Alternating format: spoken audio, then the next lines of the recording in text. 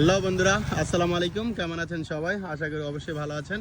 আজকে আমরা চলে আসছি গাজীপুর ক্যাশুরিতায়। ক্যাশুরিতার একটা বটগাছ আছে, ওই বটগাছ দেখে আসার পর মানে বেলাই বিল দেখে আসার পর আমাদের চোখে পড়লো একটা মাটির একটা বাংলো ঘর।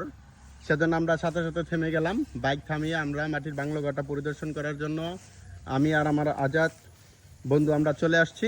যদি আপনাদেরকে ভালো করে দেখাই, পরিবেশটা খুবই সুন্দর, অসম্ভব সুন্দর একটা পরিবেশ। এই যে পরিত্যক্ত বাংলো, মাটির ঘর। হ্যাঁ, মাটির।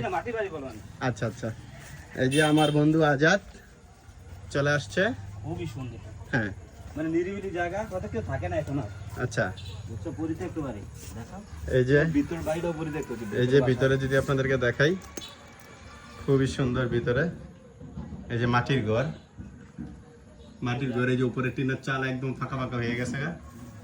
মৃদু প্রায় এখানে কেউ থাকে না। এটা মানে তালা দেওয়া।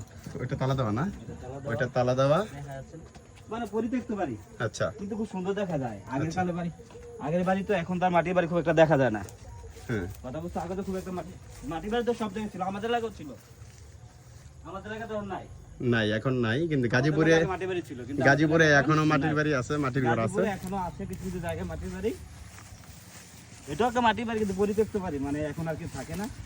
হয়তো বাসার জিনিসপত্র রাখে এরকম কিছুটা, কিন্তু পরিবেশটা অনেক সুন্দর, অস্থির একটা পরিবেশ। এই যে মাটির বাড়ির সাথে সুন্দর পেঁপে গাছ, আর এই যে পাখি, এটা হচ্ছে হেচ্চা না, এটাতে হেচ্চা। খুব কাছে থেকে আমরা দেখতেছি, কিন্তু পাখিটা এই যে এখন দৌড় দিছে আমাদেরকে দেখে।